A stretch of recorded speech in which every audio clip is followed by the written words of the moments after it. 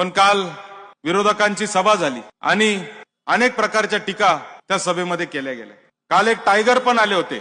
ते टायगर आले आणि ते म्हणाले की टायगर आणि लायनच्या भांडणामध्ये टायगर जिंकत असतो। मला तुम्हाला सांगायचंय, टायगर हा एकटाच चालत असतो आणि सिंह जो आहे तो सगळ्यांना घेऊन चालत असतो।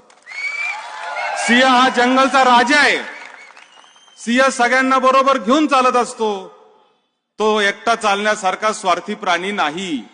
ते म्हणले की मी रोज रोज येऊन भाषण करायला काय कपिल शर्मा आहे काय? मी म्हणलं कपिल शर्मा म्हणजे करमणूक असते। मला असं वाटतं की राजकीय कार्यकर्त्याचं भाषण हे मुद्द्यावर असलं पाहिजे, ते लोकांच्या करमणुकीसाठी असता कामा नये। आणि म्हणून माझी विनंती आहे सगळ्यांना, विरोधी पक्षाच्या नेत्यांना आणि पदाधिकाऱ्यांना, की उगाच मनात आलं म्हणून काही टीका टिप्पण्या करायचं बंद करा।